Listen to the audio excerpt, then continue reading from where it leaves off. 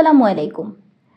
উম্মার মহান দার্শনিক ও সভ্যতা বিশেষজ্ঞ মালিক বিন নবীর ভাষায়, নারীরা পুরুষদের চেয়ে মর্যাদার দিক থেকে উপরেও না, নিচেও না, আবার সমকক্ষও না, বরং নারীরা হলো মানবতার অপর পিঠ। এই লাইন সহ ইসলামের এ জাতীয় বিষয়ের অসাধারণ ব্যাখ্যা বলা যায় ইসলামী চিন্তাবিদ, আলেম ও গবেষক ডক্টর খাদিজা গরমেজের গুরুত্বপূর্ণ সেমিনার সংকলন ইসলামী সভ্যতায় নারী বইটিকে। নারীরা আমাদের সুমহান ইসলামী সভ্যতার গৌরবোদ্দীপ্ত উত্তরাধিকার। নারীরা হৃদয়ে রহমত ও ভালোবাসার লালনকারী এবং মহান আল্লাহর আর রাহিম গুণের তাজাল্লি তথা প্রতিফলিত রূপ। নারীরা মহান আল্লাহ কর্তৃক প্রেরিত ইলাহি ওহির মুখাতাব তথা সম্বোধিত ব্যক্তি।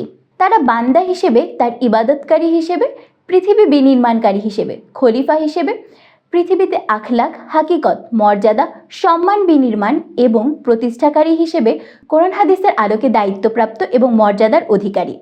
মহান আল্লাহ সমগ্র মানব ইতিহাস জুড়েও নারীকে মুকাররাম তথা সম্মানিত করেছেন। কিন্তু ইসলামী সভ্যতার পতন পরবর্তী সময়ে দাঁড়িয়ে আমরা আজ নারীদের আবিষ্কার করছি সকল দিক থেকে পশ্চাৎপদ করে রাখার, দমিয়ে রাখার এক ভয়াবহ প্রবণতার শিকার হিসেবে। সমগ্র মানবতার প্রসূতি নারীদের বর্তমান দুনিয়া আজ ভোগের সামগ্রী হিসেবে উপস্থাপন করে গোটা মানবতাকে কলঙ্কিত করেছে। এ প্রেক্ষিতে নারীদের অবস্থান, ভূমিকা, মর্যাদা কেমন হওয়া উচিত, এ ব্যাপারে ইলাহি ইরাদা কি, তার কোনো সঠিক বোঝাপড়া আজ আমাদের নেই। আর গৌরবোজ্জ্বল সভ্যতার প্রতিষ্ঠাকারী মুসলিম উম্মার অধঃপতিত, নিষ্পেষিত, জরাজীর্ণ, দিশাহীন একটি অবয়ব নিয়ে পৃথিবীর বুকে দাঁড়িয়ে থাকার অন্যতম মূল কারণ এটি। ইতিহাসের এ ভয়াবহ সন্ধিক্ষণে সহমর্মিতার মুখাপেক্ষে মারহামাতহীন পৃথিবীতে শান্তি ফিরিয়ে আনার প্রয়াসে পশ্চিমা নারীদের নারীবাদ এবং নসকে প্রেক্ষাপট থেকে বিচ্ছিন্ন করে স্রেফ ধর্মতাত্ত্বিক অন্ধত্বের মাঝামাঝি দাঁড়িয়ে মুসলিম নারীদের ভূমিকা কেমন হওয়া উচিত, তাদের মর্যাদা অধিকার কেমন হওয়া উচিত, বিশ্ব মানবতার মুক্তির দূত হজরত মুহাম্মদ সাল্লাল্লাহু আলাইহি ওয়াসাল্লাম ইসলামী সভ্যতা বিনির্মাণে নারীদের কেমন মর্তবা দিয়েছেন, তারই ধারাবাহিকতায় অনুসরণ করে পরবর্তীতে ইসলামী স্বর্ণযুগে আমাদের পূর্ববর্তী নারীরা এই পৃথিবী বিনির্মাণে অংশগ্রহণ করে আল্লাহ কর্তৃক প্রদত্ত ইস্তিখলাফ বা খেলাফতের দায়িত্ব কিভাবে আঞ্জাম দিয়েছেন তার বয়ান তুলে ধরা হয়েছে এই গ্রন্থে।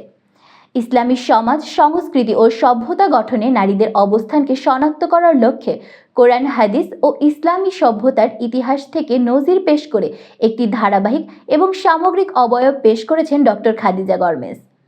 সৃষ্টিগতভাবে নারীর মর্যাদা, দায়িত্ব ও কর্তব্যগুলো কি কি, রাসূলুল্লাহ সাল্লাল্লাহু আলাইহি ওয়াসাল্লামের সময় থেকে শুরু করে ইসলামী সভ্যতার বিভিন্ন সময়ে নারীদের অবস্থান কেমন ছিল, পরিবার, সমাজ ও রাষ্ট্রে নারীরা কেমন ভূমিকায় অবতীর্ণ ছিল, যুগ জিজ্ঞাসার আলোকে এরকম হাজারো প্রশ্নের জবাব দিয়ে আসছে বইটি।